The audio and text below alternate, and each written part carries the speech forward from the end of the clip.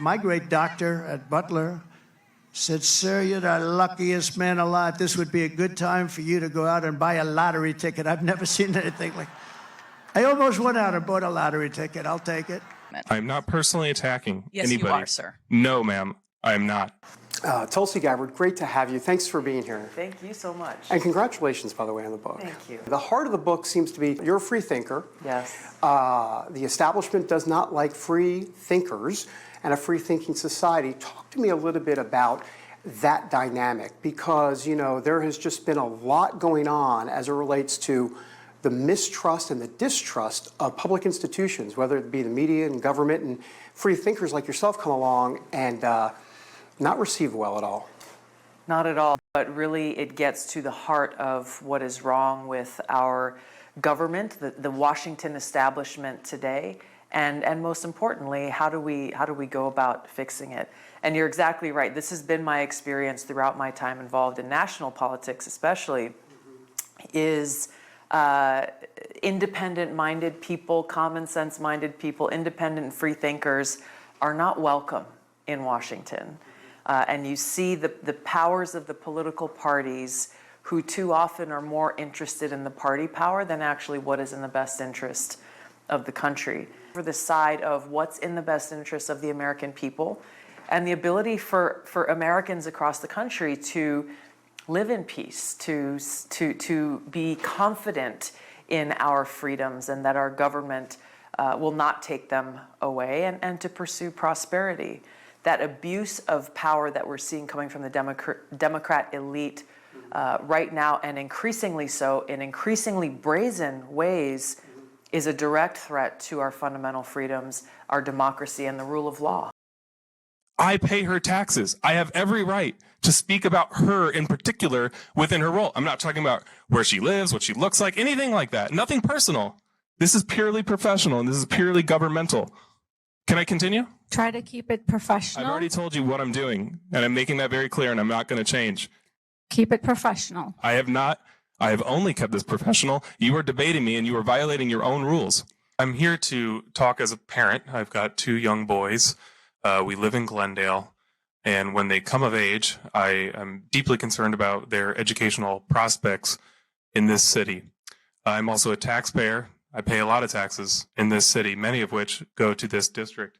And I'm deeply concerned about how that money is being spent, particularly, and I'm going to single out a person at the in the school district named Dr. Kelly King, who's sitting right here to my left.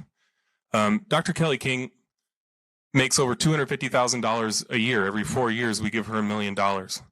We will be paying for her pension for, the duration of her life after she retires. And she's doing things that I completely disagree with, and I think many members of the community would also disagree with.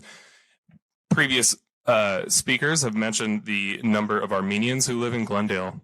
How many Armenians would support what she does? Let me discuss what she's doing. In a recent video in 2017, she reflected Glendale Unified Policy when she stated, and I'm going to quote, "We have a lot of resistance from male coaches who are horrified at the thought of having a biological girl changing clothes in front of them." Which biological girls are changing clothes in front of coaches in Glendale Unified? That's a question I'm genuinely asking. She continued, "It's not a girl. It's not a girl. It's not a girl. You only have boys in the boys' locker room." She just said it was a biological girl. May I just stop I'm for a speaking moment? now. You're not. No, I'm speaking. This is will- interrupting my time. Well, we Can I can pause pause this, the please? time. Can you pause the time for a minute? I only want to say that to refrain from personal attacks. So She please. is a government official. She's a government employee. This is not a personal attack. I pay her salary with my tax dollars. Again, please talk towards the policies that you I'm are talking about- against, and and refrain from personal attacks, and your time will continue. Please go ahead. In what way have I personally attacked Dr. King? She is acting within her official role as assistant superintendent at Glendale Unified. How is that a personal attack? I'm talking about tax dollars being used in a way that I disagree with. I'm going to continue. Continue talking about the policy that you disagree with. Dr. King quoted to say that biological girls were changing in front of male coaches. And then, so she knows it's a biological girl, and then proceeded to say it's not a girl 3 times. You know it's a girl. You know it's a girl. Or Okay, you know so it's a she's boy. an You know it's employee a of boy. ours, and if you wouldn't mind telling us what policy you dislike. There is why am I being interrupted for speaking about an official member, a superintendent at Glendale Unified, speaking in an official manner? You cannot interrupt me for that. You have no ability to do that. And furthermore, the rules stated you won't debate. You're debating me right now. Correct? I'm going to continue. In discussing permanent records, she states that she keeps permanent records for a handful of trans students literally next to her in her room. She does not indicate that person's gender identity for fear that the parent might find out. Why is she concealing this from parents? She says, we kind of go out on a limb, and we know that's controversial to some people. Which people? Which parents? Armenian parents? Christian parents? Are those the ones who are being excluded from knowledge on their own children and their own identity in Glendale's Unified School District? And you preach inclusive policies. We can talk about that policy. Yet she's excluding parents.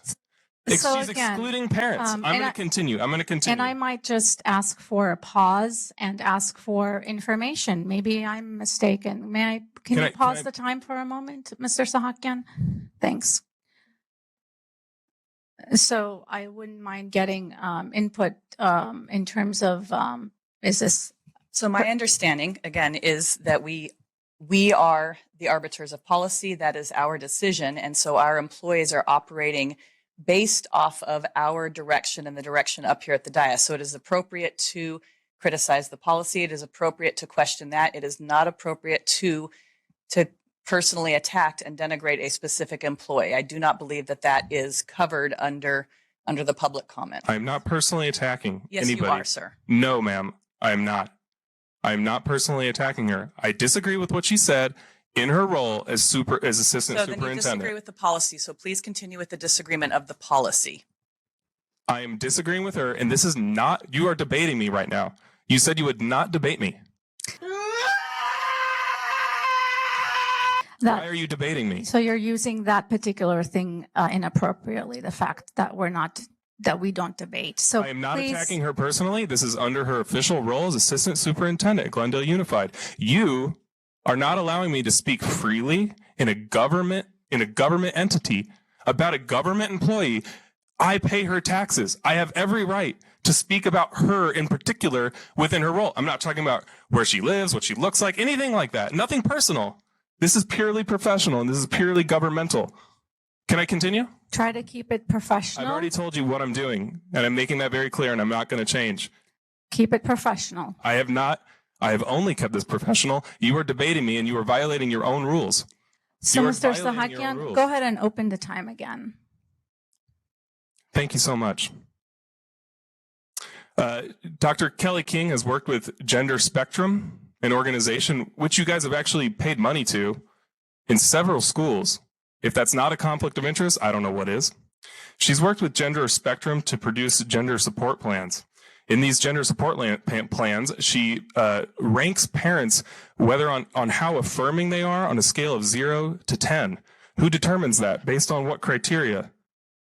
I'd love to know that policy. She says, if the parent's not affirming, the parent may not be involved in this document. That's the gender support plan. This may be a private conversation. So let's talk personal now, because she is. This may be a private conversation between that trusted adult at the school. Is that adult trusted by the parent? Who is the trusted adult? Define trust, please.